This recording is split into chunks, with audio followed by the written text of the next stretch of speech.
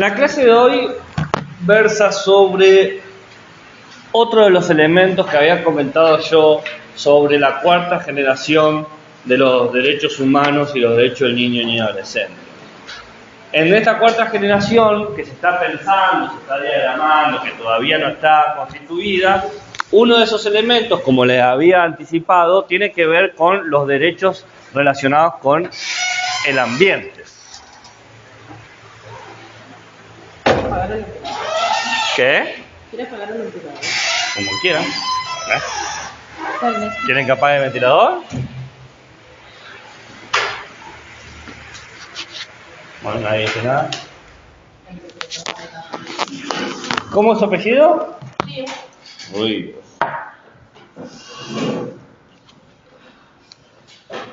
Entonces, vamos a detenernos en esta clase a ver la relación entre ética, ciudadanía y ambiente.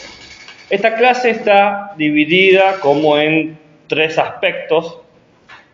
La primera parte tiene que ver con el concepto de ambiente, de qué estamos hablando cuando hablamos de ambiente. La segunda parte tiene que ver con un marco teórico, que son los problemas ambientales. Y la tercera parte tiene que ver con lo pedagógico y cómo podemos enseñar la relación ciudadanía-ambiente en nivel inicial.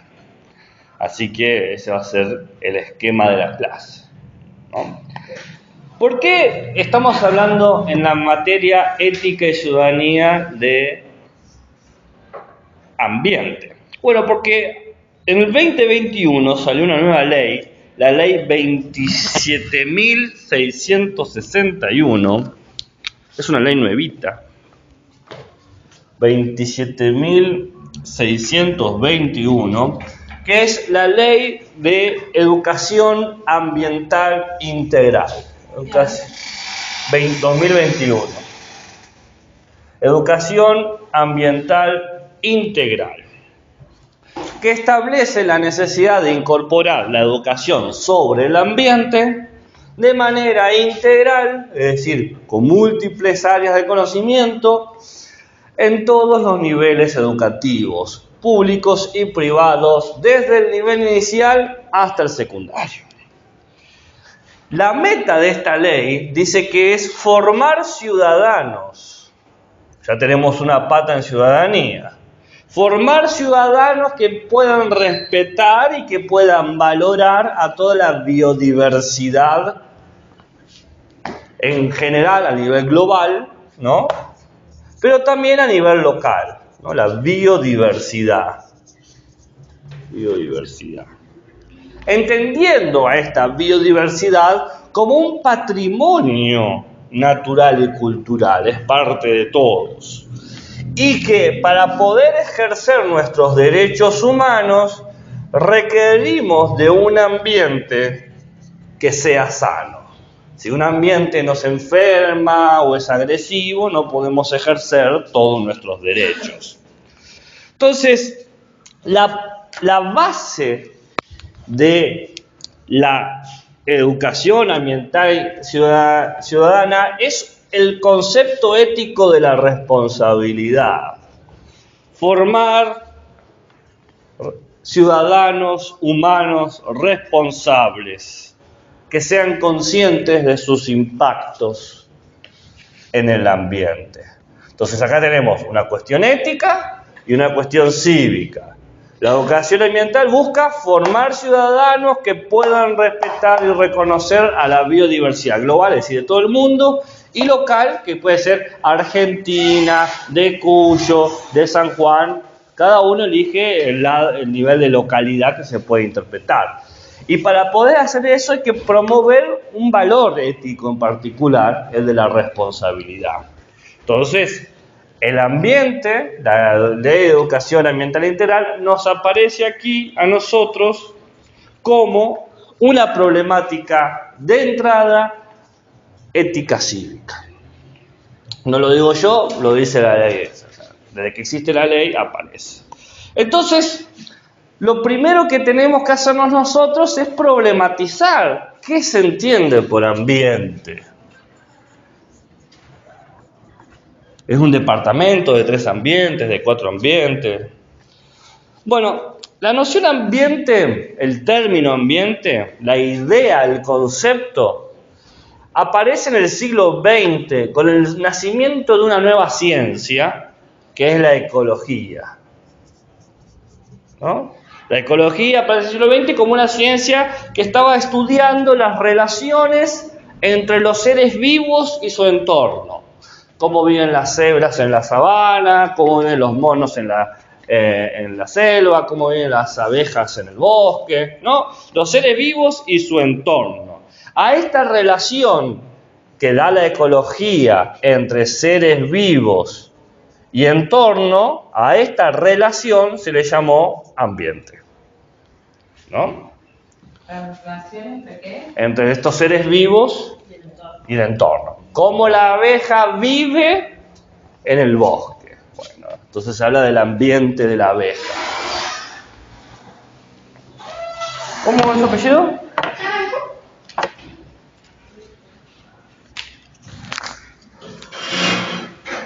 El problema de esta definición es que tomaba a los seres vivos y el entorno como oposición del humano.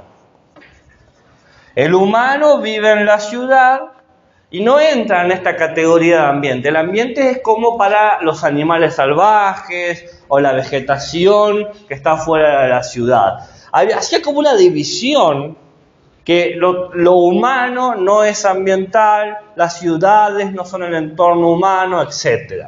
Entonces, en el siglo XXI, es decir, en el siglo que estamos viviendo, se da un cambio en la noción de ambiente. Se deja de creer que ambiente tiene que ver con la naturaleza, a diferencia del humano, que tiene que ver con lo artificial o lo social, sino que se entiende que ambiente es un constructo social. Es decir, socialmente vamos construyendo lo que entendemos por ambiente. Y si es algo construido socialmente, está atado a nuestra cultura. Distintas culturas van a entender el ambiente de distinta manera. Va a estar atado a la historia. Dependiendo en qué momento estemos en el mundo, podemos entender qué es el ambiente y qué no es el ambiente. Les doy un solo ejemplo. En la Grecia antigua, en el siglo V antes de nuestra era, es decir, el 500 antes de nuestra era, los griegos inventaron el concepto de bárbaro. Bárbaro no era lo que estaba genial. Bárbaro era el salvaje que vivía fuera de la ciudad. Eso era el bárbaro.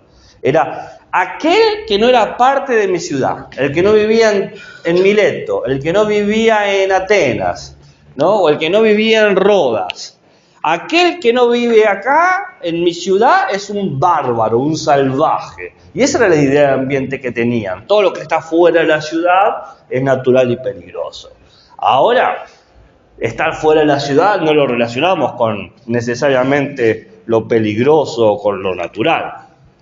Entonces, como el ambiente es una construcción social, depende de la cultura, depende de la historia, también depende de nuestras ideologías. Y el cambio de marcador no es que sea más importante, sino que veo que me quedo sin tinta y voy cambiando de instrumento de escritura. No tiene nada que ver con digo, esto en azul es más importante que esto en verde o lo que sea. Lo que pasa es que la tinta baja y yo escribo así, entonces al inclinarlo hago que se me vaya la punta y necesito que vuelva a bajar la tinta. Simple efecto de la gravedad. Tiene que ver con cuestiones ideológicas. Si yo creo que el ambiente es todo lo que puedo explotar, entonces puedo convertir, por ejemplo, en ambiente a un ser humano, si yo entiendo que los humanos son explotables. Y por último, ya que es algo social, también tiene que ver con políticas. Dependiendo qué políticas se desarrollen, qué nociones de ambiente vamos a tener. Entonces, acá aparece la problemática del término ambiente para nosotros. Porque si el ambiente es un concepto socialmente construido, depende de cómo lo estamos estableciendo para generar una imagen. Por ejemplo, yo puedo entender a la escuela como un ambiente. porque es donde se relacionan ciertos seres vivos, por ejemplo, los estudiantes, los docentes, los personales de maestranza, los directivos, los preceptores, padres, madres, tutores, etcétera, en una dinámica en particular, que es la educativa. Entonces encuentro la escuela como un ambiente, y por eso se dice el ambiente educativo, ¿no? Y después se habla del ambiente político, y se habla del ambiente familiar, y se habla del ambiente, etcétera, etcétera. Al entender que ambiente es un constructo que establece siempre una relación de los seres vivos con el entorno X, entiendo que las categorías que yo ponga y las relaciones que yo establezca va a depender de dónde estoy mirando socialmente. Es decir, que el ambiente es un problema multidimensional. Lo puedo estudiar en términos de ciencias sociales, veo qué individuos participan. Lo puedo ver en términos naturales, veo qué tipo de especies o de cuerpos o de organismos participan. Y por último, y es lo que nos interesa a nosotros, lo podemos ver desde un aspecto ético-cívico. ¿Qué tipo de valores entran en juego a la hora de relacionarse en este entorno? Buenas. ¿Su apellido? Entonces, el ambiente aparece como un concepto complejo. Lo podemos ver desde lo natural, desde lo social y desde lo filosófico o desde lo ético-cívico. Ahora, ¿se entendió esto que he dicho del ambiente? ¿Estamos hasta ahí? Ahora, hay una cuestión que tenemos que entender nosotros como participantes de las sociedades del siglo XXI, que ha habido una manera de entender al ambiente siempre en tensión y siempre problemática, más allá de que lo veamos desde una dimensión natural o desde una dimensión social o de una dimensión ética. Porque dado que tenemos aquí el ambiente, que tiene que ver con seres vivos y entorno,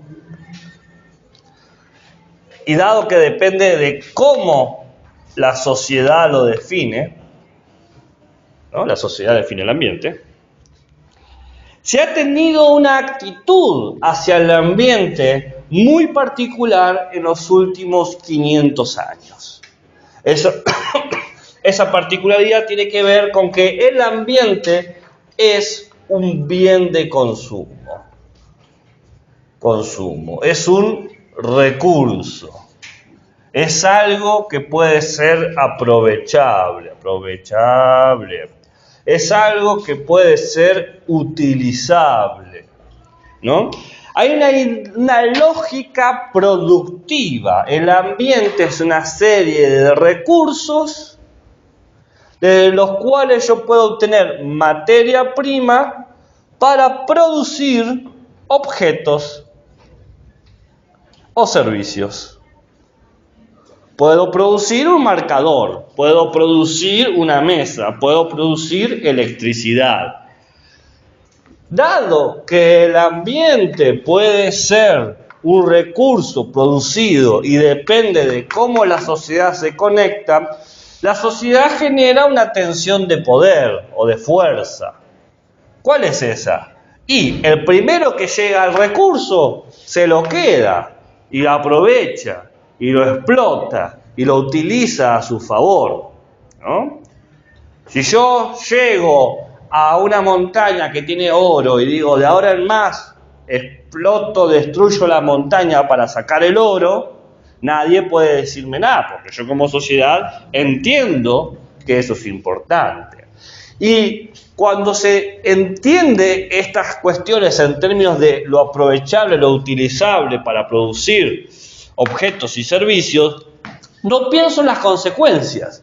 ¿Cuál es la consecuencia? Por ejemplo, de desaparecer una montaña para sustraerme sustraer los minerales que operan como materia prima para realizar ciertos objetos y servicios. ¿Estoy diciendo que está mal hacerlo? No, digo que si no lo pienso lo que estoy haciendo, no puedo prever las consecuencias de mis actos. Y esa es una típica problemática ética. De lo que yo hago, ¿cuáles son las consecuencias? Cuando estudiamos los dilemas éticos, estuvimos viendo eso. Si yo elijo A, pasa esto y pasa esto otro. Si elijo B, me pasa esto otro. Cuando la sociedad tomó ya la decisión de utilizar al ambiente como recurso, no ha dado ciertas consecuencias. Entonces, ¿cómo valoramos a la naturaleza? ¿Qué valor le damos al ambiente? Ahora, ¿cómo es su apellido? Por ejemplo, yo les pregunto a ustedes, de manera retórica, ustedes pueden responder, no hay problema.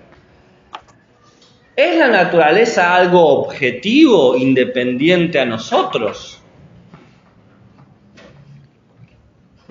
Porque yo puedo pensar, el agua no necesita que yo exista. El agua está sin que yo esté. Quizás Gabriel nunca pudo haber nacido, pero el agua estaba ahí. También los minerales y otras cosas. Pero a la medida en que yo existo, aquel elemento se convierte en necesario para mí. Porque el agua podría haber existido sin que yo exista, pero desde que yo existo, necesito el agua. ¿Es así? Todos los seres humanos necesitamos hidratarnos. Es parte de ser un organismo vivo, no hay una alternativa. Entonces se genera la necesidad de usarlo, y esa necesidad tiene que suponer cómo vamos a satisfacerla.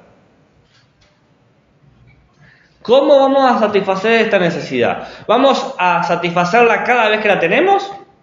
Cada vez que quiero agua, sin pensar para qué, sin pensar en cómo y sin pensar el después.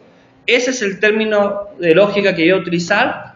Porque si utilizo ese tipo de actitud, que la puedo utilizar, no estoy diciendo que no. Cada vez que tengo sed, tomo agua. Cada vez que tengo que limpiar, limpio. Cada vez que necesito enfriar, la utilizo. Está muy bien. Hace 500 años se viene usando esa actitud. Esa actitud se conoce como extractivismo. Extractivismo. Extraigo lo que quiero, cuando quiero y como quiero, con el fin de obtener beneficios específicos. Pero, ¿qué decía yo? Si uno no piensa en las consecuencias de sus acciones. Buenas, ¿cómo va? ¿Cómo? Osan. Hola. Paz. Si uno no piensa en las consecuencias de sus acciones, sucede un efecto muy curioso con respecto al ambiente. Les pregunto yo aquí ahora, ¿es posible tener más agua dulce de la que tenemos? Sí. ¿Cómo, No, pero... El mundo existe ahora como está. Sí. Ahora como está. ¿Podemos tener más agua dulce? Deberíamos reducir los costos. No, por reducir los costos o aumentar el costo va a cambiar la cantidad de agua. Pero si no, los daños que hay en la contaminación y todo lo que lleva... ¿Contaminés o no contaminés? ¿Va a cambiar la cantidad de agua? Sí. ¿Por qué? Y años atrás había más agua, la contaminación era más leve, y hoy en día los daños que hay producidos... ¿Y dónde está esa agua contaminada? Se fue del mundo, se fue a la luna. Dijo, no quiero saber nada con ustedes, no ofendirás. No se produce. El ciclo del agua no es el mismo. ¿En qué cambia? ¿Hay menos agua en el ciclo de agua? Sí. ¿Segura? Sí, para mí sí, ha disminuido lo que es el ciclo del agua. Piénselo bien. ¿Cómo puede disminuir el ciclo de agua? El ciclo de agua es el ciclo de agua. ¿Cómo va a cambiar? Lo que es el agua es. ¿Hay menos tierra? Tierra, la tierra que hay en el mundo. ¿Hay menos tierra? No, pero antes había campos tal vez y ahora hay ciudades. Oh, está bien. Estamos hablando de cómo cambia el medio ambiente, pero yo estoy preguntando, ¿el agua o la tierra, puedo agregar o quitar o es la que es? Indistinto de que me sirva a mí, yo no pregunto si es útil para usted que esa agua esté así o cualquiera. Ahora, ¿cómo es su apellido?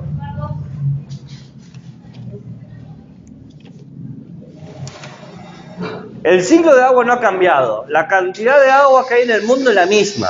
Puede estar congelada, puede estar en gas, puede estar en líquido, pero sigue estando la misma cantidad de agua. No va a cambiar. El problema no es la cantidad de agua. El problema es que cada vez necesitamos más agua. El agua es la misma porque el mundo es el mismo. Pero cuando dicen que ha disminuido el caudal del río, Sí, disminuyó el caudal del río, pero esa agua está en otro lado. El mundo es muy grande. ¿Y pero con la construcción de ciudades, todo eso no va disminuyendo tampoco? No, el agua va a estar. Por ejemplo, en la medida que se derriten los polos, crece el mar. ¿Sí? Tal cual.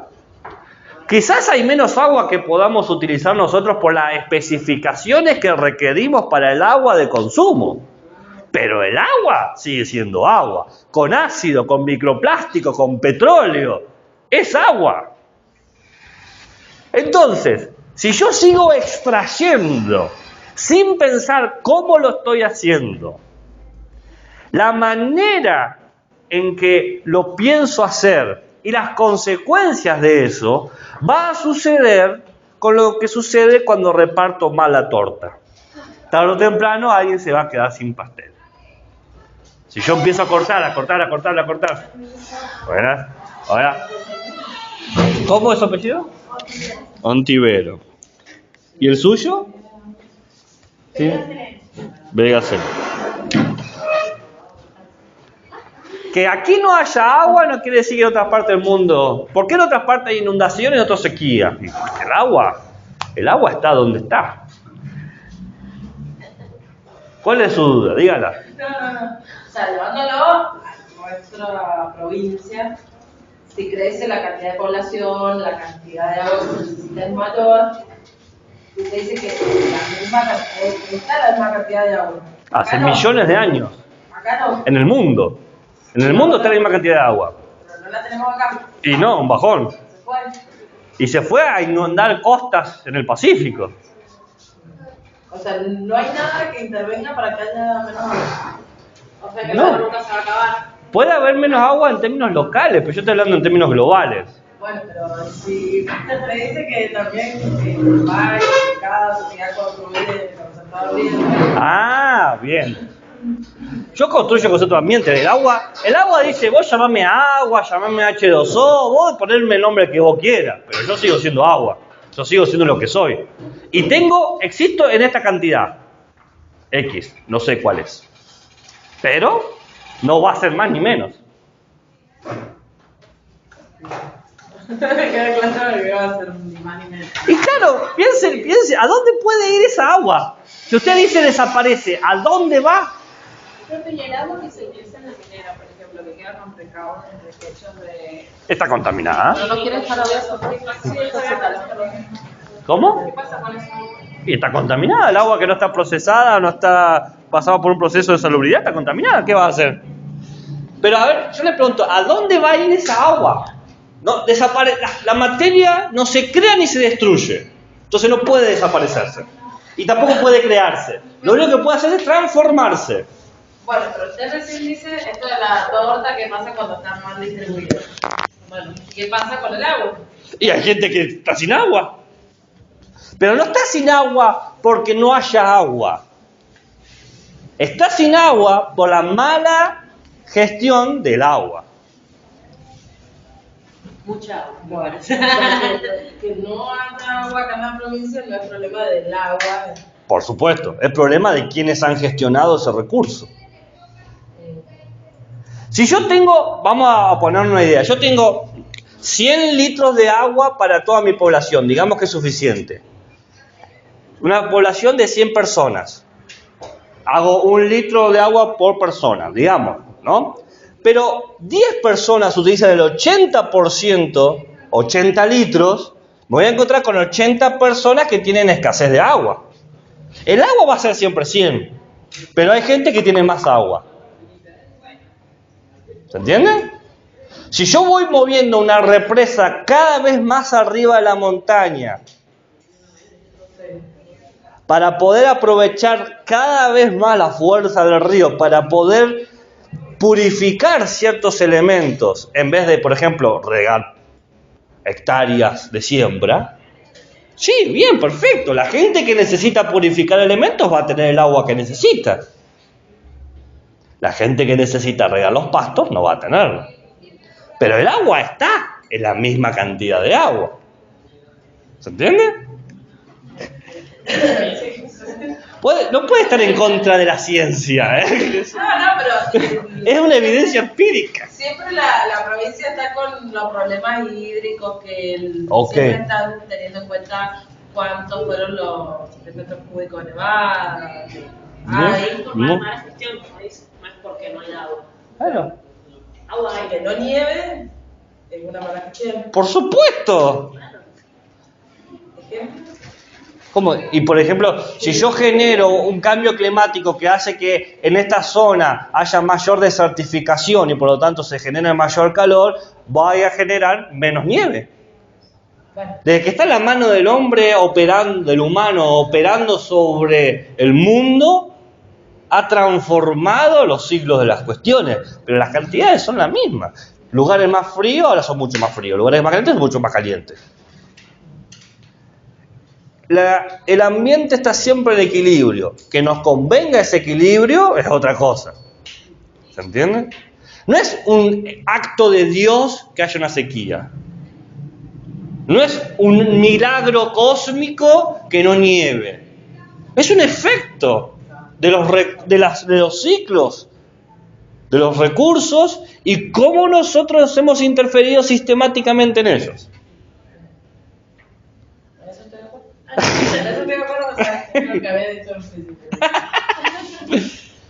Si yo extraigo y consumo de manera abusiva ¿cómo se dice? Irresponsable, los efectos son terribles. Yo voy a explicar cada uno de los efectos. Pero primero creo que quede claro cómo cambia la idea de ambiente. Mientras yo entienda el ambiente como un recurso, creo que es algo que es mío y lo puedo utilizar cuanto quiera, como quiera, el tiempo que yo quiera. Por eso, frente a la idea del recurso natural, se ha creado la idea de bien común. El ambiente es un intangible común. Es algo no negociable, es algo colectivo, es algo de acceso universal.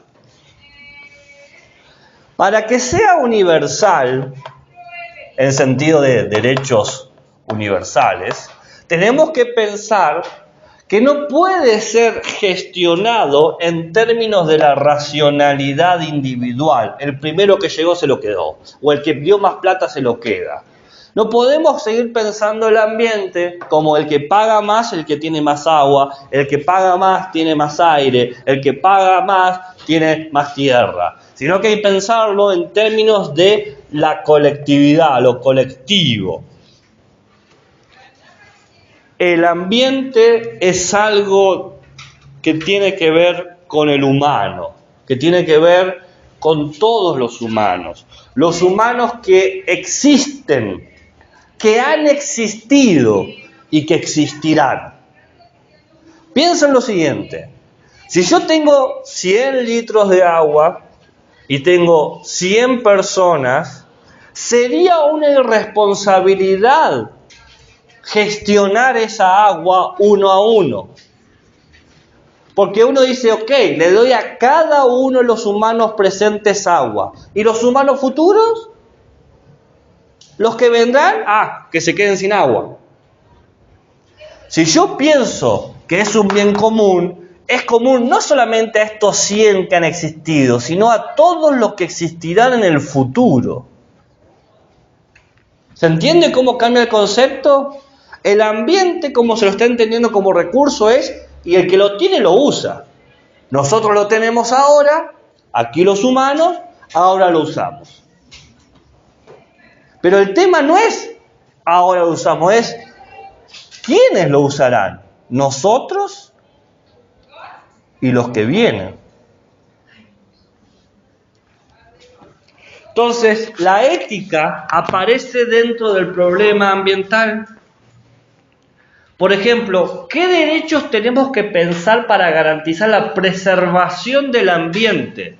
¿Por qué preservar el ambiente? Porque no solamente para que lo podamos usar nosotros, sino para que lo podamos usar nuestros hijos, nuestros nietos, nuestros bisnietos, nuestros tataranietos, todos los humanos que existirán.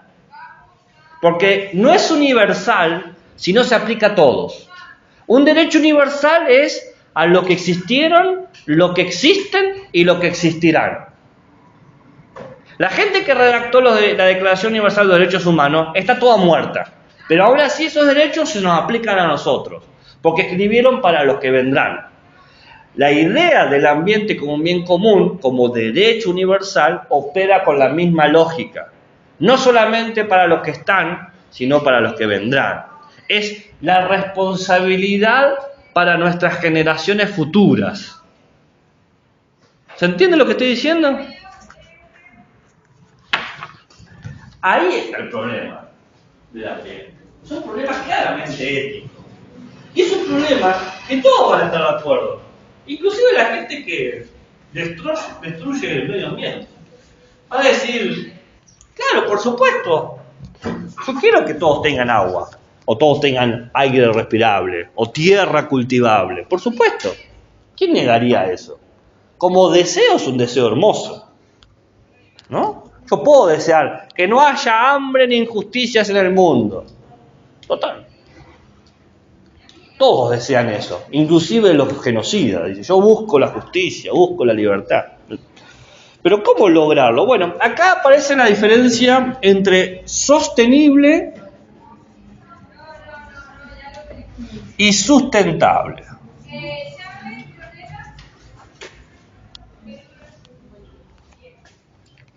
Como había comentado, el concepto de ambiente provenía de la ciencia nueva surgida en el siglo XX llamada ecología.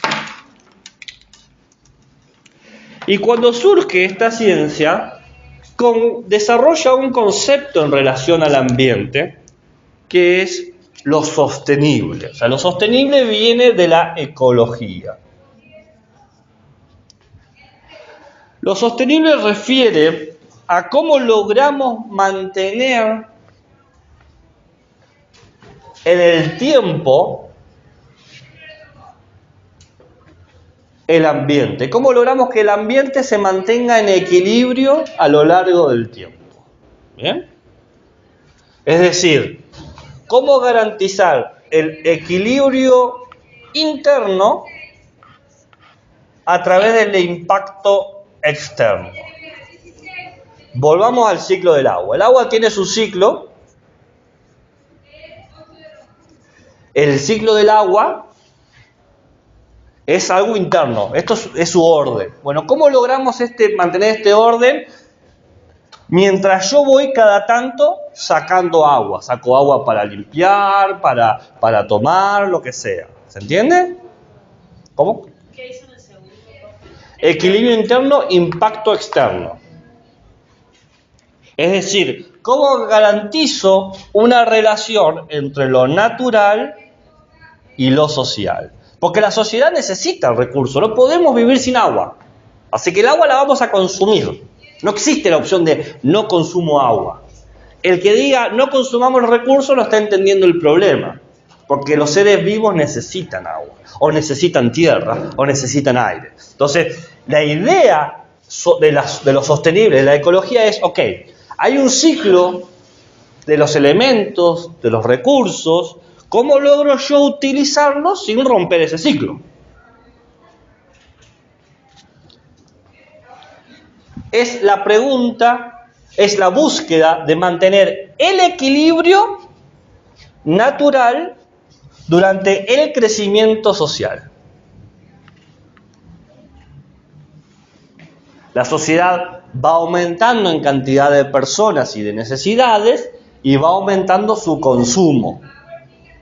Entonces, mientras más consume, ¿cómo logra mantener el equilibrio? No, ¿cómo sería?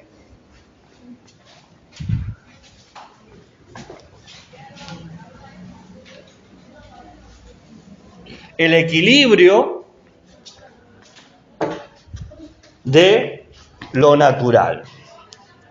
Esa es la idea de lo sostenible. Sostener el ambiente. Sostenerlo, que se mantenga igual. En contraposición aparece la idea de lo sustentable. Lo sustentable es entender que el concepto de lo sostenible es un mal planteamiento del problema. Porque la ecuación mantener igual a la naturaleza con mayor consumo es imposible de mantener. Porque si la naturaleza siempre hace 100 árboles y yo consumo primero 100, después 150, después 200, le estoy pidiendo más de lo que la naturaleza puede darme. El ciclo de un árbol común y corriente va entre 3 a 7 años. Entonces, desde la idea sostenible yo debería poder consumir solamente lo que en 3 años se puede producir. Pero si yo consumo lo que en 3 años produce, lo consumo en 1 año y medio, el otro año y medio lo estoy viviendo como en tarjeta de crédito, a cuenta. Cuando crezca ese árbol. Cuando llegue el mes que viene. ¿Se entiende lo que estoy diciendo? Yo consumo 150 árboles por año, pero por año el mundo me da 100. Entonces, 50 a cuenta, 50 a cuenta, 50 a cuenta. Y yo puedo vivir con cierto equilibrio fiscal con alguna deuda. Pero tarde o temprano, las tarjetas de crédito, cuando acumulan suficientes deudas, ¿qué hacen? ¿Qué hace el banco? Te embarga. ¿Y qué es embargar? ¿Qué te hace cuando te embarga? Te saca el sueldo, la casa, todo. Te embarga, te deja casi en la calle. Casi, no te puede dejar en la calle. Pero que vivas en miseria, en la cochina miseria, sí. Bueno, el mundo va a hacer algo parecido. Pero el mundo no es un casi. El mundo va a vivirse a cuenta hasta que dice se acabó, no hay más, no crece nada, muerte. No negocia. Te embarga tu medio de vida. Entonces aparece el concepto de sustentabilidad. ¿Se entendió por qué el concepto ecológico de ambiente sostenible no opera en las sociedades contemporáneas? Porque demandamos más de lo que se puede mantener el equilibrio. Porque les digo una cosa, la sociedad ha logrado este equilibrio. La sociedad logró que el ciclo se mantenga. Pero la pregunta es, ya no me sirve que el ciclo se mantenga. Necesito que ahora el ciclo sea un hiperciclo, un superciclo. Que deje de producir 100, que produzca 150, que deje de haber 100 litros de agua al año. Necesito 200 litros de agua. Pero no hay más agua porque el mundo no puede producir más agua. Es el agua la que está, es la que hay. ¿Se entiende lo que estoy diciendo? Respondiendo a la pregunta, ¿qué puedo hacer si quiero más agua? Me tengo que ir a otro planeta, como a Marte, donde se ha encontrado agua, o a la Luna, y traerme ese agua. Porque no hay más agua. Pero es que esa es la respuesta. O sea, si yo quiero mantener esta lógica, tengo que incorporar al ciclo más cosas.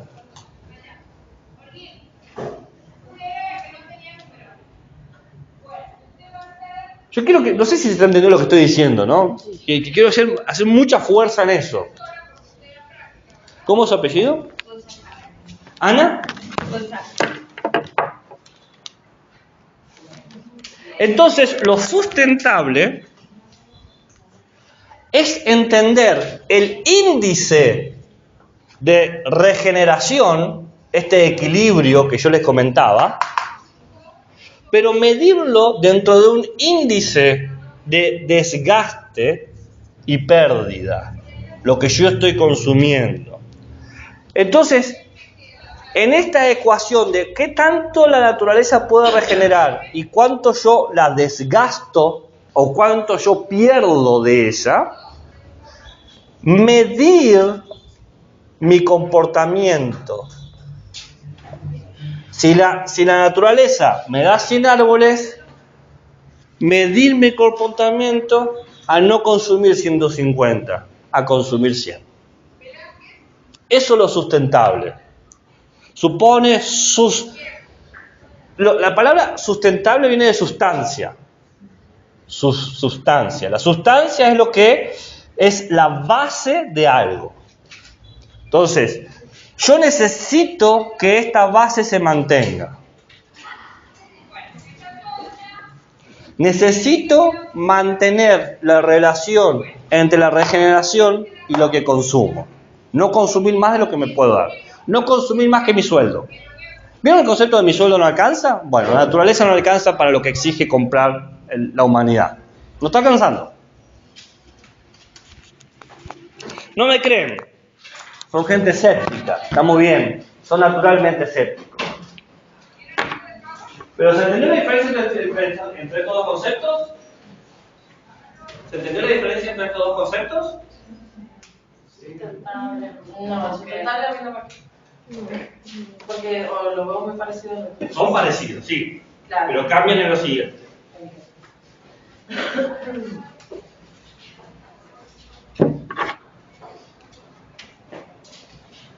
Sostenible versus sustentable. Sostenible es sostener el ciclo, que se mantenga igual. Todos los años, 100 árboles. Sustentable es equilibrar el ciclo con el consumo. Si todos los años tengo 100 árboles, voy a consumir 100. ¿Se entiende? Porque en lo sostenible existía la idea de que mientras yo no altere el ciclo, puedo consumir lo que se me dé la gana. Es un recurso. Puedo consumir 150, puedo consumir 200, puedo consumir 1000. Porque yo el ciclo no lo cambio, digo, yo he hecho todo. ¿Cómo funcionan los fósforos? ¿Ahí saben cómo funcionan los fósforos que se venden? Los 3 patitos y todo eso. Pues ustedes ven acá el fósforo y dice madera de bosque reforestado. Cada madera que hace a cada fósforo es un árbol plantado. Se tiene que plantar 7 árboles por cada árbol destruido, es la ley. Y las empresas lo hacen. Las empresas hacen todo lo que se pide por ley ocupar el ambiente, porque la empresa siempre mantiene lo sostenible. ¿Por qué se plantan 7? Porque se ponen 3, uno de los 7 siempre queda uno por promedio, ¿no? El tema es que seguimos talando bosques para producir elementos que requieren 150 árboles, 200 árboles, 1000 árboles. O sea, estamos viviendo a cuenta con ese elemento. Comprender que esto es insuficiente te lleva a la necesidad del equilibrio sustentable. Para que yo siga vivo, los árboles tienen que seguir vivos.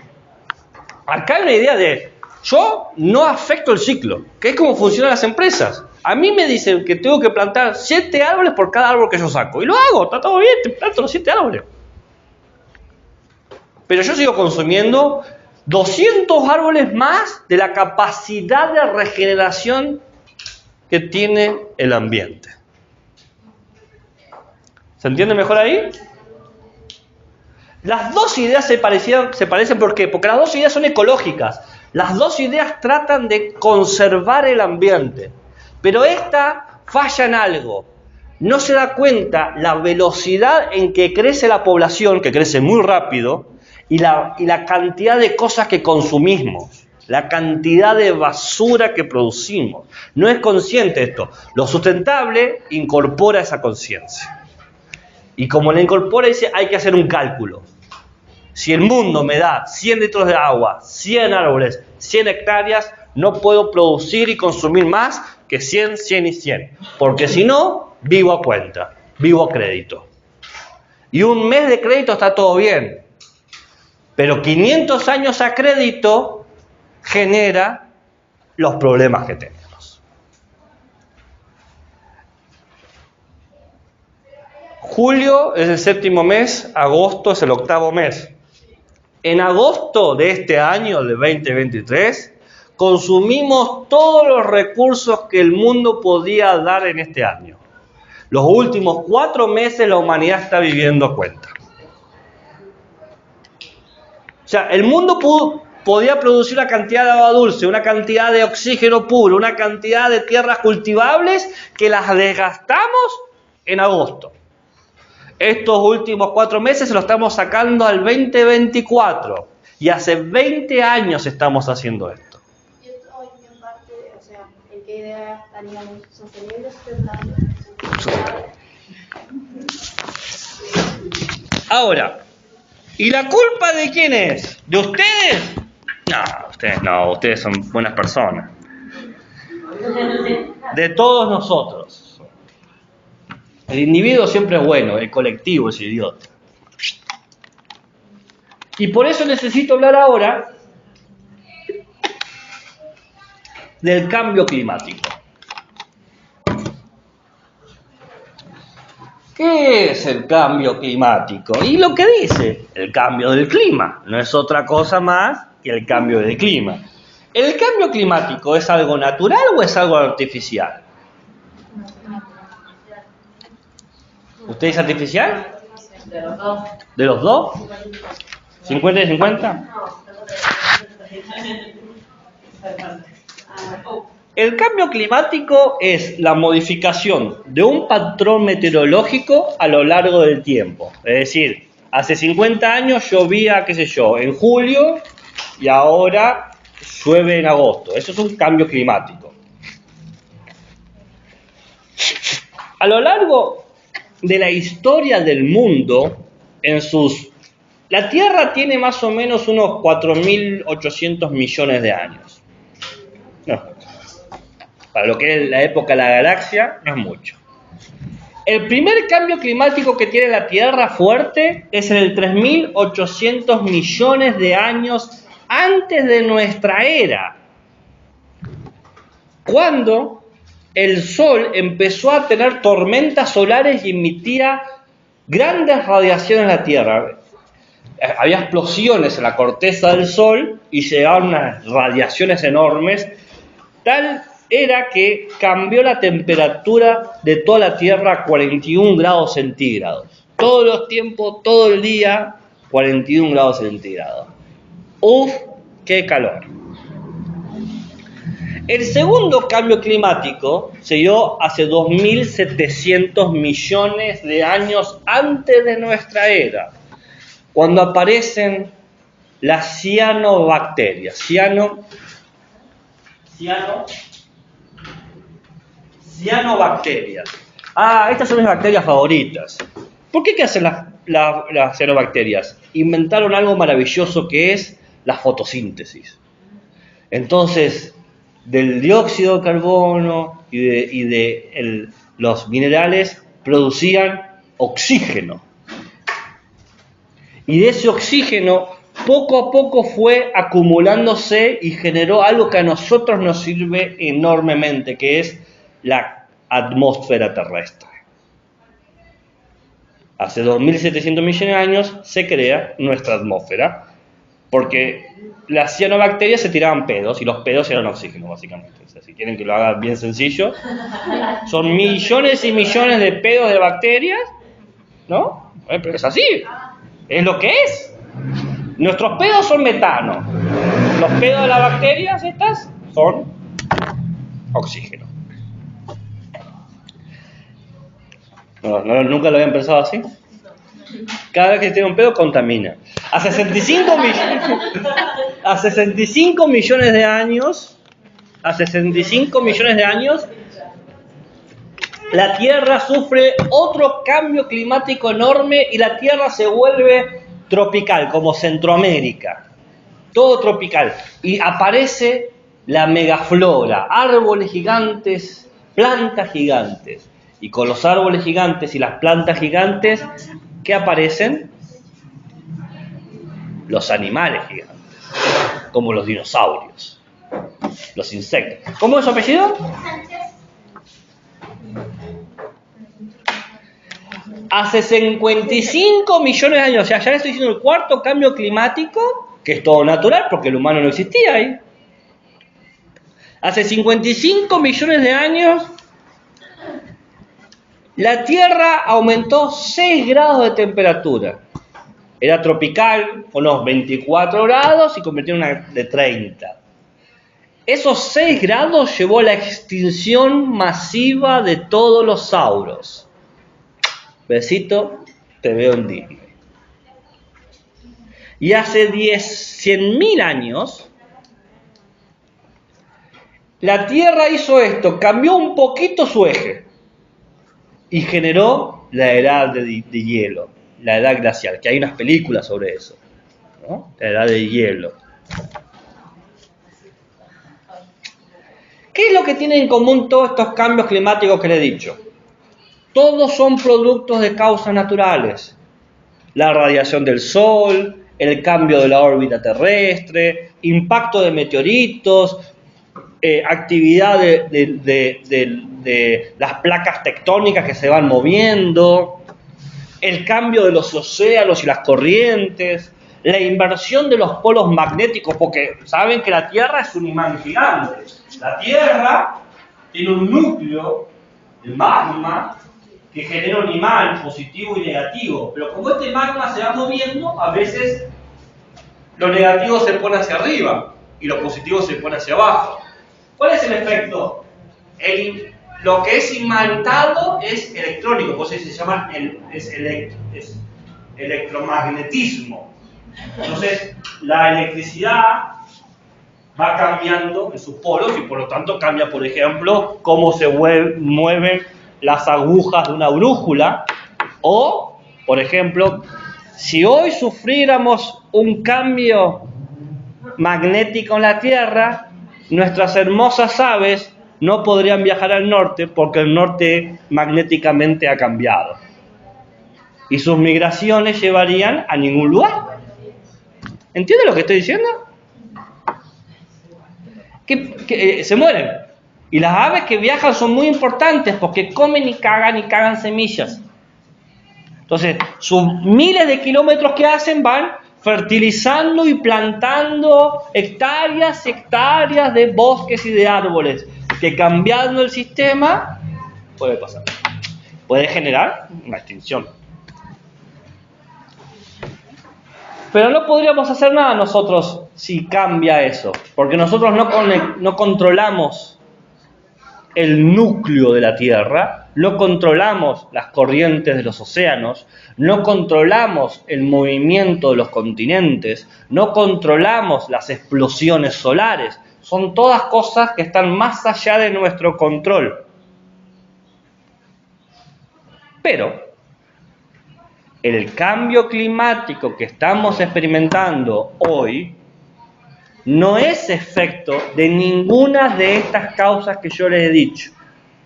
Es efecto del desarrollo de la industria humana. Se empezó a generar hace 200 años.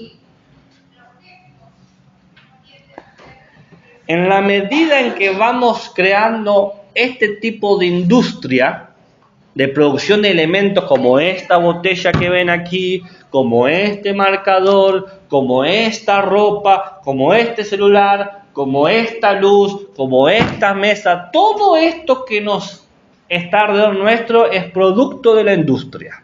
Y es una industria que contamina. ¿Cómo contamina? Porque produce algo que son los gases de efecto invernadero. El vapor del agua es un efecto invernadero, es un gas, el vapor es un gas, ¿no? El dióxido de carbono, los pedos nuestros, los pedos de la vaca. En la medida que queremos tener más carne, necesitamos más vaca.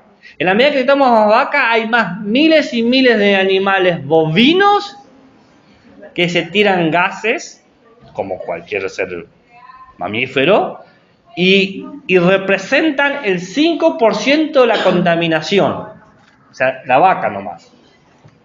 El metano, el óxido de nitrógeno que ven ahí lo están viendo. Todo parte de la revolución industrial, todos los efectos de la revolución industrial ha sido aumentar cada año, desde hace 200 años, el 40% de la concentración de gases de efecto invernadero en la atmósfera. Hace 200 años, cada año, 40% más. El año pasado se emitieron 15.300 millones de toneladas de gases de efecto invernadero. Y ustedes dirán, ¿pero qué me importa a mí eso? Bueno, te tiene que importar por lo siguiente. Porque, ¿saben cómo funciona nuestra atmósfera? Nuestra atmósfera tiene una función maravillosa. He aquí la Tierra. No, vamos acá la Tierra. Esta es la atmósfera, la capa de ozono que se la llama. La atmósfera tiene varias capas, pero bueno. He aquí el Sol. ¿Qué hace el Sol? El Sol hace lo que hacen todos los soles. Irradian rayos, energía. Y la Tierra, como por la distancia que está, recibe una cierta cantidad de rayos. La atmósfera, como funciona, sirve para dos cosas. Primero, para filtrar, porque todos los rayos que llegan no son todos positivos para nosotros. Entonces hay algunos que rebotan directamente por el grueso de la atmósfera. Eso es positivo. Pero tampoco es positivo que no pase nada, porque si no pasa nada nos congelamos. Necesitamos que llegue. Entonces, llega alguna. Llega a cierto rayo, rebota en la capa de ozono, vuelve y se va. Una atmósfera sana hace que los rayos que entren reboten una o dos veces. Está todo bien. Pero si yo cada año, durante 200 años, voy engrosando la capa de ozono, el rayo para salir va a tener que rebotar muchas veces antes de poder traspasar todas esas capas. Si rebota mucho, va aumentando el calor porque le va irradiando constantemente su energía, aumentando 1 grado, 2 grados la temperatura total de la Tierra. 1 grado no pasa nada. 1 grado hace que las estaciones se muevan un poquito. Que quizás el verano dure 10 días más o el invierno dure 10 días más. 2 grados va a hacer que ya no haya 4 estaciones, tengamos 2, invierno y verano. 4 grados hace que nos extingamos. Esto que vemos aquí, besito te veo en Disney.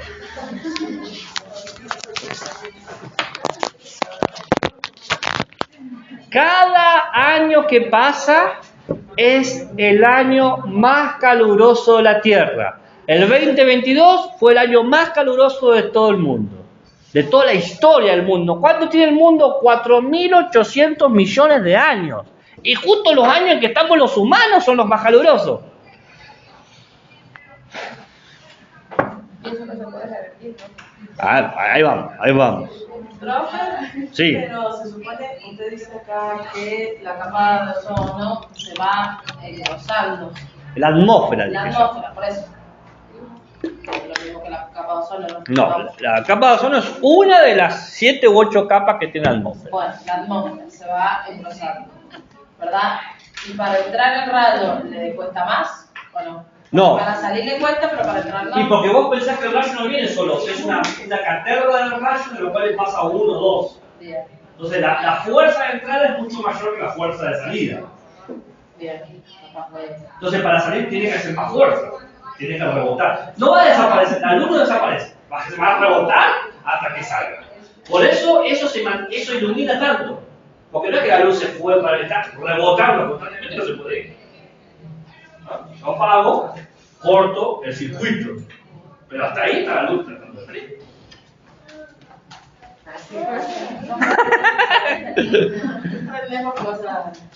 Bien. Vamos a ver el tema de lo reversible, pero antes quiero generar mayor pánico, porque creo que no es suficiente el pánico que están pensando. ¿Cuál es la consecuencia de que las cosas sigan como están? Voy a hablar de acá a 25 años. Un poquito más de esperar. Algún de acá a 50, como mucho. No, 25 años. Lo primero, los casquetes polares, el polo norte y el polo sur, se derriten. Cada vez se están derritiendo, se van rompiendo. ¿Qué pasa con que se derrita? Por ejemplo, al día de hoy, el 10% del polo norte se ha derretido. ¿A dónde va esa agua congelada? Al mar. Y el mar crece. Se vuelve. Entonces las costas se van desapareciendo. Los pueblitos de la costa, las ciudades costeras ya no existen más, porque el mar se los comió. Y encima perdemos agua dulce, porque el hielo ese es agua dulce, pero cuando el agua se convierte en agua salada, es agua no consumible. Y por ahora, al día de hoy, no existen buenos sistemas que eliminen la sal del agua. Todavía no se ha creado. Quizás dentro de años nos sorprendamos y tengamos una máquina enorme que te desalinice el agua de manera eficiente. Pero por ahora no se puede. Todo lo que hay o es muy caro o contamina más de lo que resuelve, o el volumen de lo que produce es irrisorio.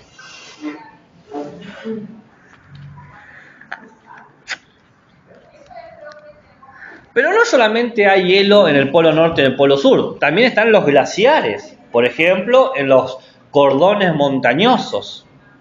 Tenemos el cordón de la Gran Cordillera y el glaciar Perito Moreno donde termina, o los Alpes suizos allá en Europa. Bueno, el día de hoy, más del 50% de los hielos de Europa se han ido.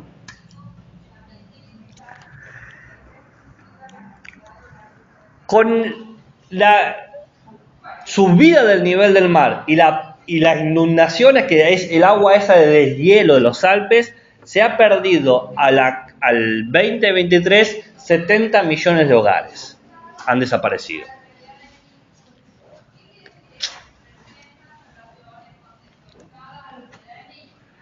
Si sube un grado más la Tierra, que se calcula más o menos para dentro de 10 años,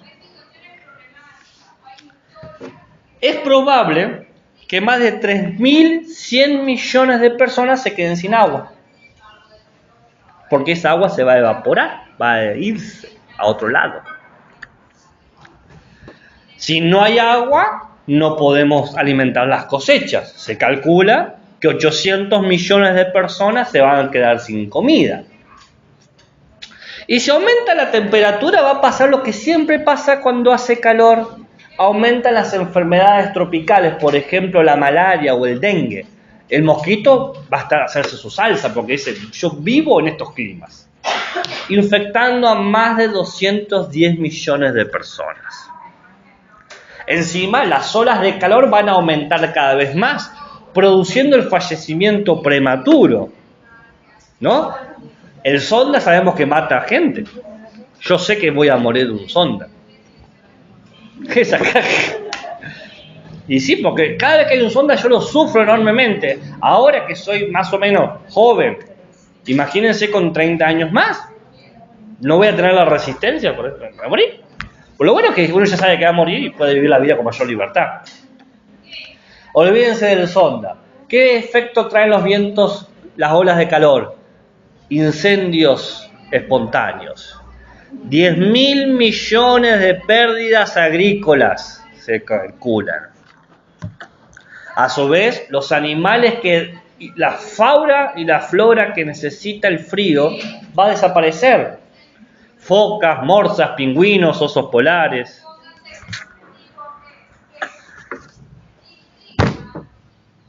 La crisis ambiental es hoy, es ahora. ¿Se entiende lo que estoy diciendo, no? Esto es un efecto de la actitud extractivista que hemos tenido como sociedad. La crisis ambiental es una crisis social.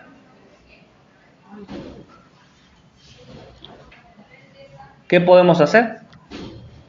¿Nos arrancamos los pelos y rodamos y gritamos? Bueno, acá está la educación ambiental como algo necesario.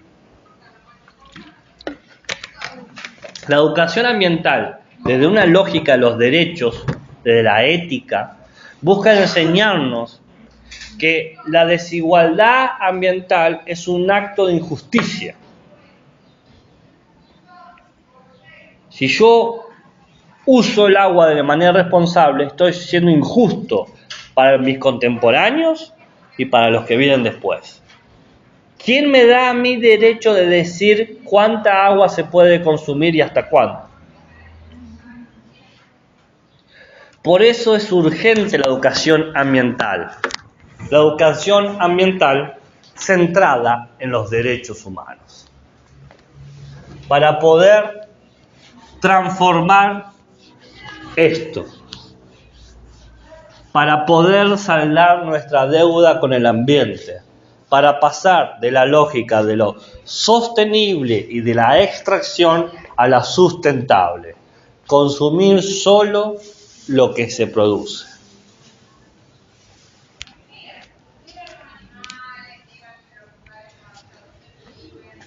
¿Cuáles son los ejes de una ética orientada al ambiente? Bueno, ¿estamos hasta acá? ¿Me van siguiendo? ¿Alguna duda, un interrogante, un comentario? ¿Se entiende?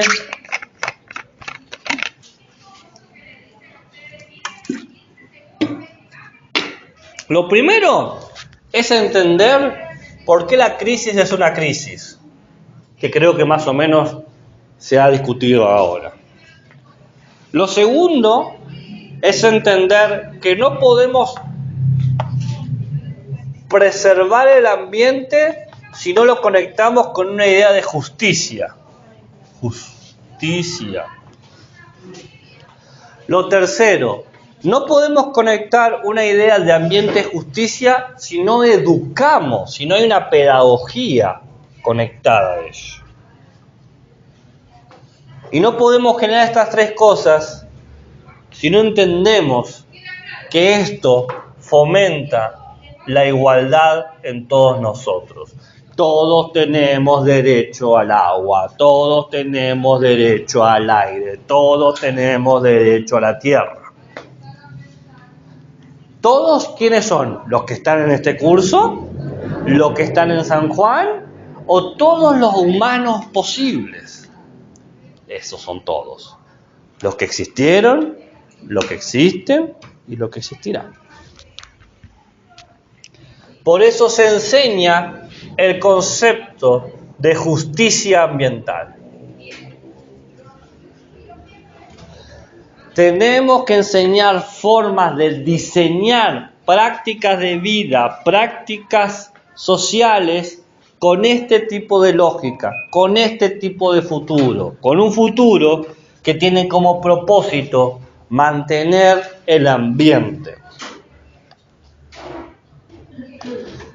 ¿Cómo se hace eso? Muy fácil.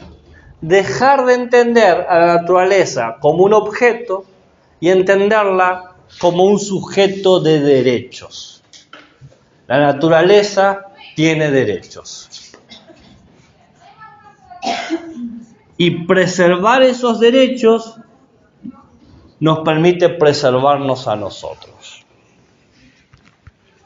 Porque el humano no es ajeno a la naturaleza.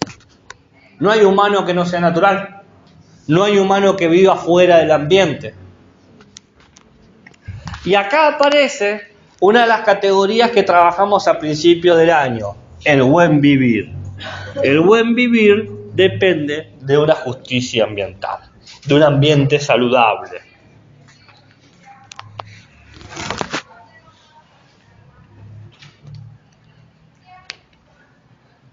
Buen vivir como ciudadanos es un buen vivir que entiende cómo preservar y cuidar el ambiente.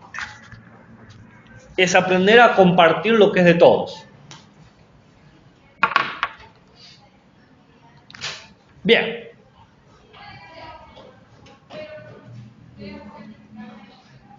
Todo esto es muy lindo, ¿no? Pero ¿cómo lo transmito a una sala? ¿No? Esa es una buena pregunta. O quizás nos hacían esta pregunta ustedes, pero yo me la hice. Digo, ¿y ahora? Ok. Digamos que yo estoy de acuerdo al 100% con todo esto. Pero así como lo veo, parece una utopía. ¿Cómo logro que toda una sociedad piense en la justicia de la naturaleza cuando apenas puede pensar en la justicia del humano? Lo primero es entender que humano y naturaleza no son cosas distintas. Y lo segundo es entender que nos ha tocado la suerte. Al barajarse las cartas nos tocó una, que quizás nos parece medio incómodo, pero es la que nos tocó. Estamos en la primera línea de formación, en la primera línea del desarrollo de las bases. Al ser docentes de educación inicial, tenemos que estimular estos valores de entrada. En nivel inicial se tiene que enseñar el valor de la naturaleza y del ambiente. Tenemos que enseñar a entender que lo que está alrededor nuestro no es para que me sirva a mí, sino que es para todos. El árbol no es mío, es de todos. El agua no es mía, es de todos.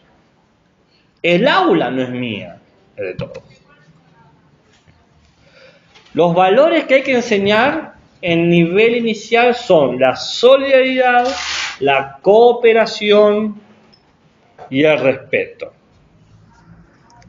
Tenemos que fortalecer la idea de que la escuela es un ambiente, la casa es un ambiente y el barrio es un ambiente, que son las dimensiones más inmediatas que van a reconocer nuestros estudiantes. Casa, escuela y barrio. Y si logran cuidar esos lugares, estamos desarrollando los elementos necesarios para que luego puedan profundizarlos. Ok, ya les dije dentro de qué valores y ejes se tienen que enseñar, pero no les dije los contenidos. Bueno, ¿cuáles son los contenidos? El contenido es agua, aire, biodiversidad y energía. Ahora los voy a explicar, ¿no? Pero agua, aire, biodiversidad o vida, si quieren pensarlo así, y energía.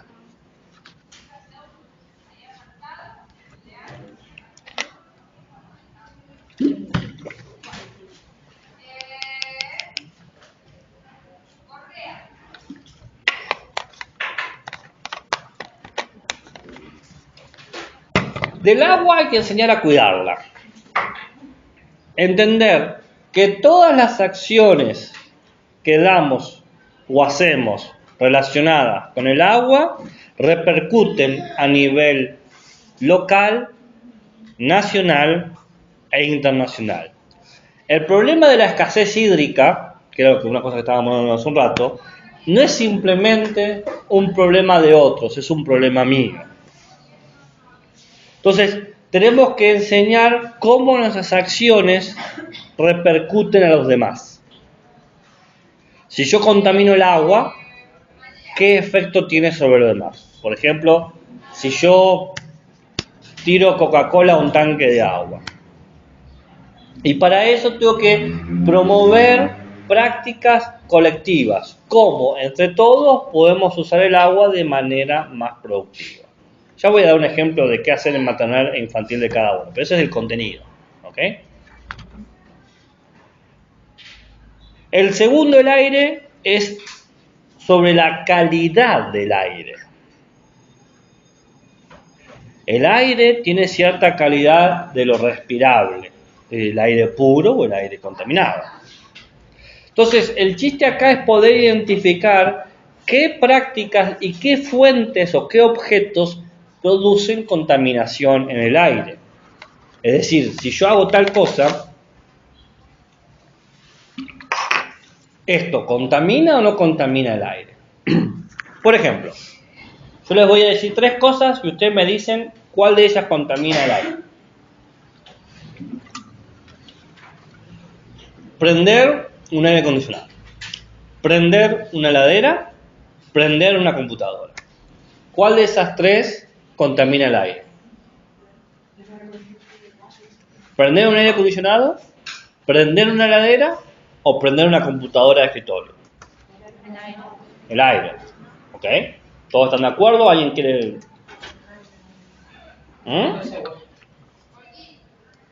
¿Todos de acuerdo? Las 3 contaminan. Cada vez que prendemos una computadora, contaminamos el aire.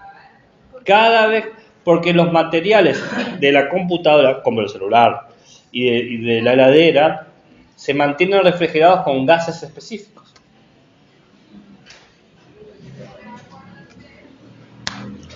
Cada vez que yo les pedí hacer una microsecuencia y tuvieron que usar su celular, estaban contribuyendo a la contaminación. Cada vez que doy una clase y tengo mi apunte de notas con el celular aquí, estoy contribuyendo a la contaminación de la calidad del aire. Cada vez que yo prendo la luz,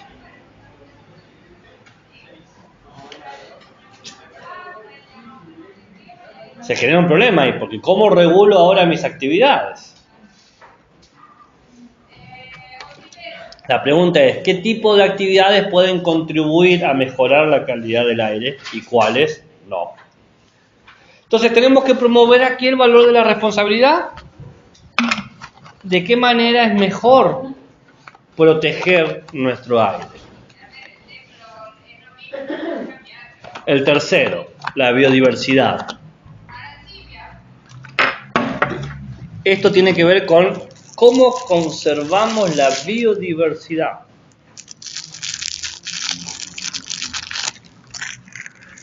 Nosotros hemos trabajado algo de esto. Cuando trabajamos ética animal, empezamos a conectarnos con uno de los contenidos de la biodiversidad. Darse cuenta de que los animales también tienen sensibilidad, que los seres vivos tienen derechos compartidos con nosotros. Entonces, los elementos de ética animal son transferibles a la conservación de la biodiversidad. Pero la biodiversidad no son solamente animales. Tenemos también las plantas. Entonces, ¿cómo podemos nosotros utilizar o relacionarnos con la flora? Flora tiene que ver con toda la vegetación y todo eso, que no la destruya. La ropa que utilizamos, por ejemplo, si no es de plástico, es de fibras naturales. Para que se den las plantaciones de algodón, por ejemplo, el suelo tiene que ser tratado de una manera muy específica, porque el algodón no crece en cualquier lado. Y eso supone, si yo tenía un tipo de especies de plantas que crecían en este suelo, que yo tuve que cambiar el suelo para poder plantar el algodón, ese tipo de plantas ya no puede crecer ahí. ¿Por qué? Porque es otro suelo, tiene otra salinidad, tiene otros minerales, tiene otros elementos, tiene otra acidez, otro pH. Entonces, estimulando las relaciones con las plantas y con los animales de una manera respetuosa, de una manera comunitaria, estamos desarrollando los contenidos de la conservación de la biodiversidad. De vuelta, ahora voy a dar ejemplo de cada uno, de cómo está.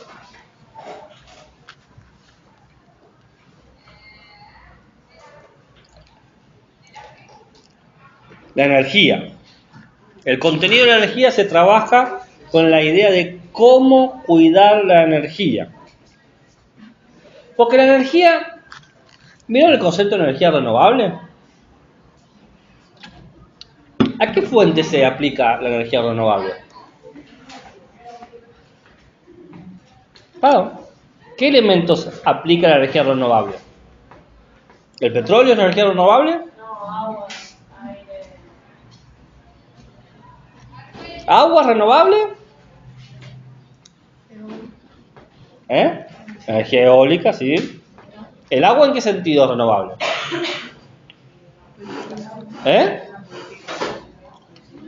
No. Los sistemas de purificaciones que tenemos todavía son muy malos.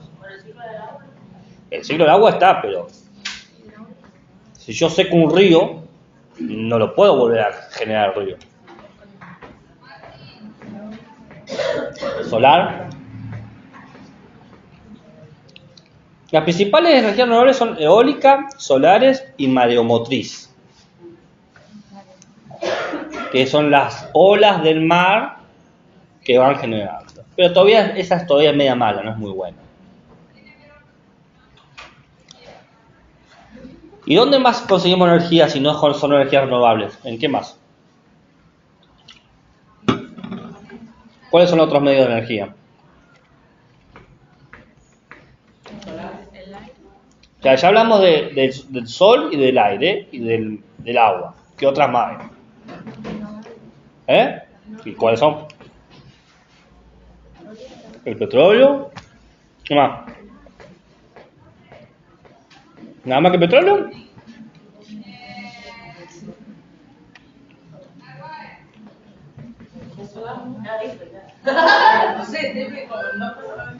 Y ese es el error. Carbón. ¿Qué más?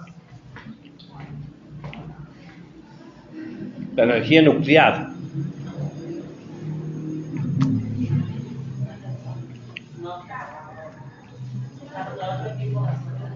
¿Qué?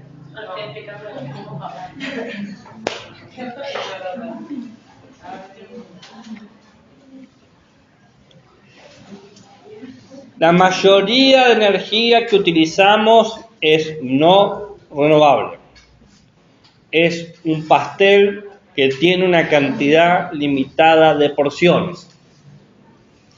Esas porciones no van a volver a aparecer.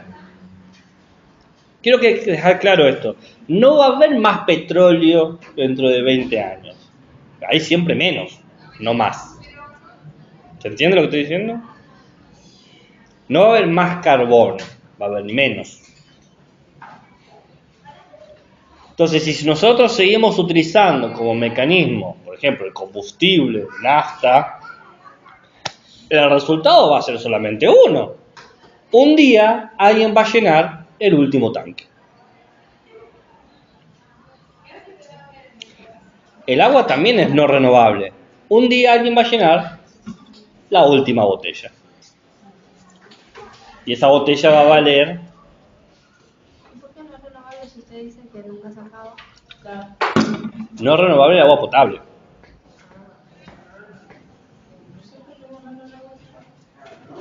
No, primero hablé del ciclo del agua y Yo después. hablaba de los ríos. ¿Y yo de qué dije? Río, mares. Yo siempre hablé de los.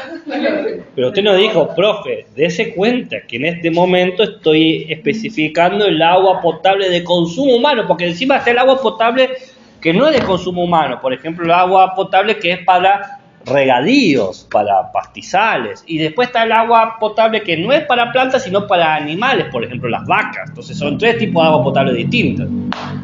Y ninguna sirve para el otro. Yo no puedo tomar el agua de las vacas porque me dejas un gusano ahí, me va a hacer un agujero enorme en el estómago.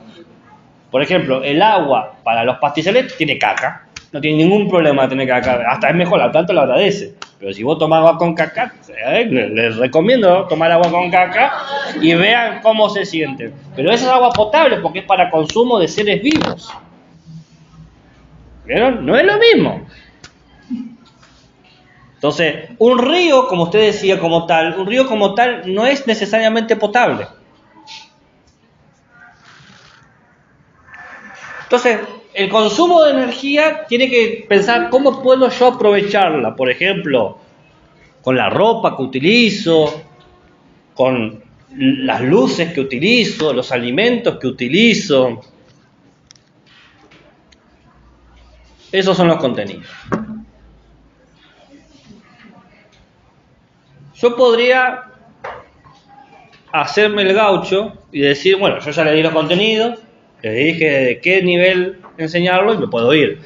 Pero como puedo imaginarme que no es un tema que manejan, porque es quizás la primera vez que se preguntan sobre estas cosas, he traído un ejemplo de cada uno de los contenidos que le acabo de decir. No 3 ejemplos. Un ejemplo de cada uno de los contenidos que le acabo de decir. ¿Para qué hago eso? Para que me digan, no sé cómo enseñar esto.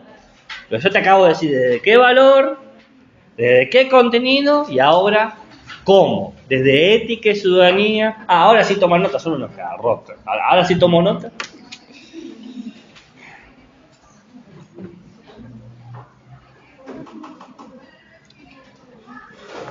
Vamos a empezar con el difícil, lo maternal. ¿Cómo enseño conceptos de educación ambiental integral, de justicia ambiental a infantes de 8 meses? Es una maravilla. Esto es lo que más me gusta, porque algunas cosas ya la han hecho y otras no. Cuidado del agua. ¿Cómo enseño el cuidado del agua? Bueno, lo primero que tengo que hacer, puedo hacer 2 cosas. Una es el contacto con el agua. Contacto con agua limpia, ¿no? Tocar el agua, jugar con el agua, fuentoncitos de agua y tocar. Todos toquen agua, ¿no? Quizás con una canción, al agua pato, no sé. Pero hay otra cosa que es el... no lo voy a decir más adelante, lo voy a dejar ahí. La otra cosa que se puede hacer es, con la fuentón de agua limpia, agua sucia, es decirle, tocar el agua limpia y el agua sucia decirle no, no, no, o sacársela o alejarla. O sea, poner 2 fuentones, una con agua sucia y una con agua limpia, invitarla a tocar el agua limpia y si trata de tocar el agua sucia, sacársela. No, no, no. ¿No? Esa es una actividad sencilla. ¿Vieron? La otra cosa es poner nombres al agua. Agua, río, mar, ¿no? Con imágenes quizás. El aire. El aire es uno de los más fáciles de trabajar. Primero podemos traer instrumentos de viento y hacerlos sonar. Flautas, botellas, ¿no? Experimentar la diversidad de los sonidos. Sonidos que se transmiten a través del viento. Para hablar de la importancia de eso, ¿no? Generar una empatía y una cercanía emocional, sinestésica con el viento. Pero también puedo hacer canciones con sonidos abiertos, canciones que hacen con sonidos. A mí hay una canción que me gusta, que es la canción del viento. Es un loncomeo. ¿Saben qué es un loncomeo? Una canción de inspiración tehuelche, de la Patagonia. En la Patagonia hay mucho viento y los tehuelches hacían muchas canciones sobre el viento. Y esta canción empieza diciendo wi, wi, wi, wi, wi, se simulan ese silbar del viento, ¿no? Es la canción que hacen, ¿no? Silba todo el tiempo. Bien, ahí tenemos. ¿Qué? Qué bonito. Yo no creo que cante lindo, ¿no?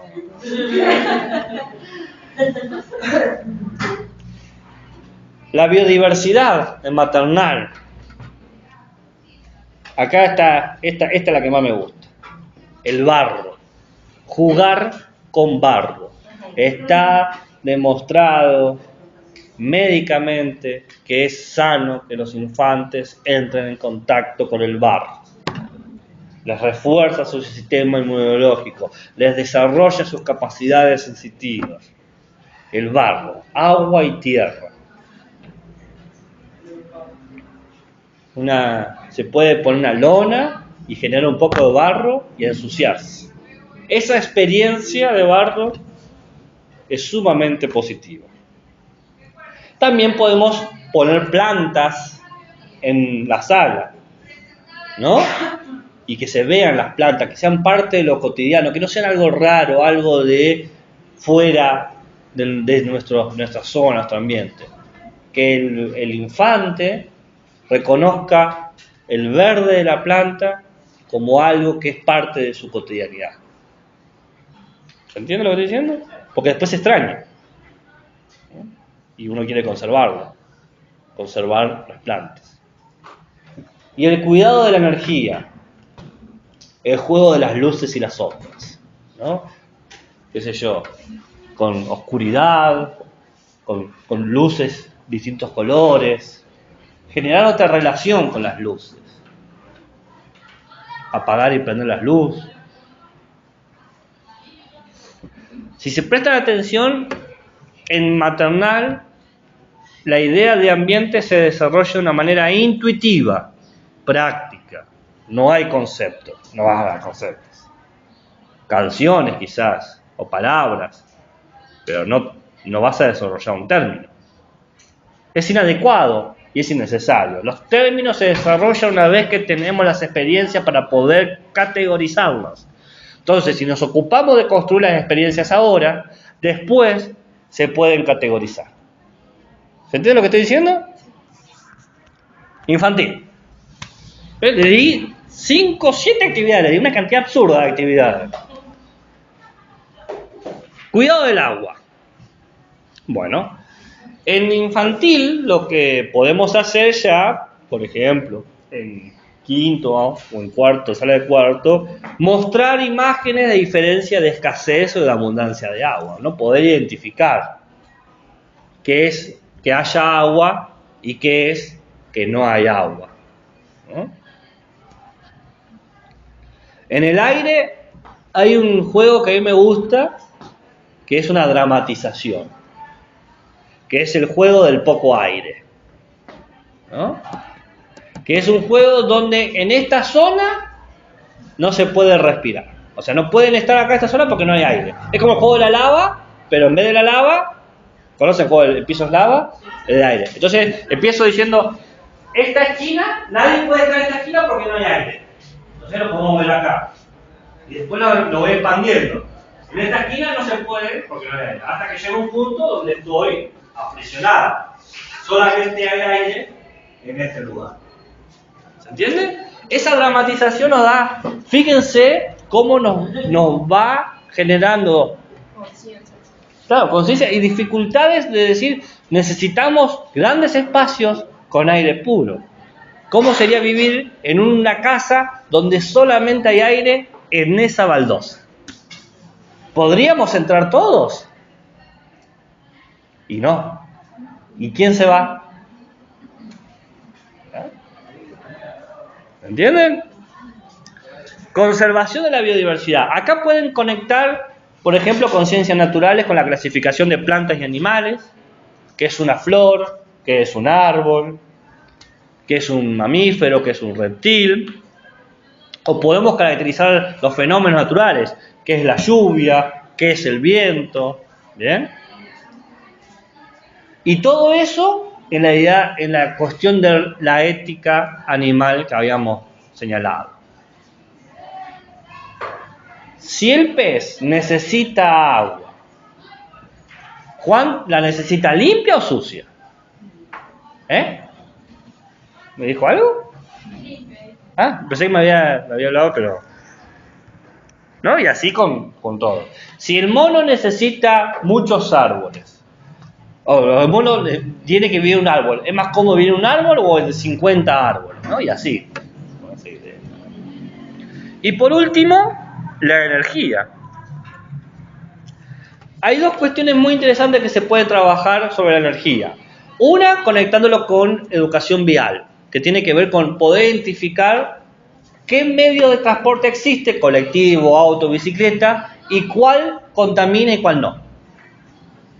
Por ejemplo, ¿qué contamina más? ¿Un automóvil particular o el colectivo?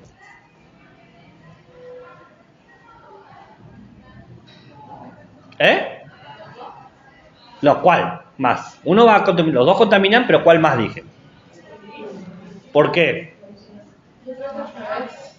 Va a contaminar el particular, porque el automóvil lleva a una persona a un lugar, el colectivo lleva a un grupo de personas. Son 30 personas que gastan solamente una emisión de carbono. Incluso también porque hacen el mismo recorrido siempre. Claro. A veces que tienen que hacerlo en el día. Claro. Pero por ejemplo, ahora que hay colectivos o eléctricos.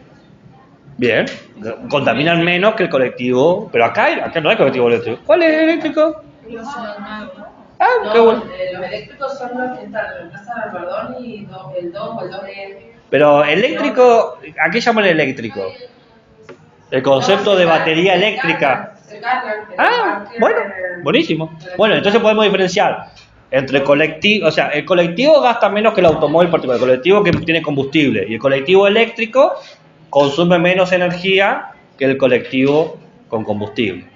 ¿Se entiende? Uno puede generar esa categoría. En otros lugares tenemos los trolebuses que manejan el tendido eléctrico. Eso es conectando educación ambiental con vial. Y por último, podemos hacer algo que es muy sencillo. Podemos hacer dos cosas. Una es aprender el nombre de los electrodomésticos. Ventilador, celular, lo que sea. Y si se animan, pueden ir un poquito más y ver la categoría de los electrodomésticos. Hay 5 categorías. A, B, C, D, E. Las A son las que menos energía gastan y las E son las que más energía gastan. Entonces podemos encontrar los propios electrodomésticos que tenemos alrededor nuestro y ver qué categorías son.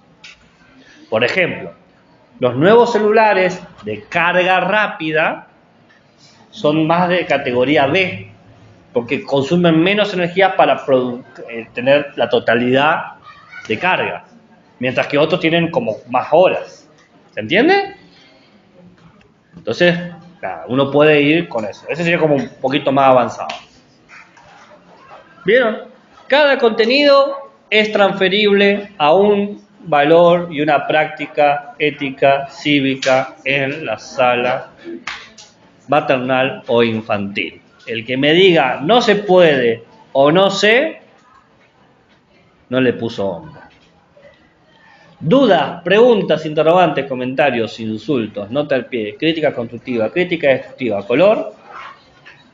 ¿Creen que esto sirve para algo o es una pérdida de tiempo? Una estupidez, una locura, un pedo mental que tuve. Es la clase de los pedos.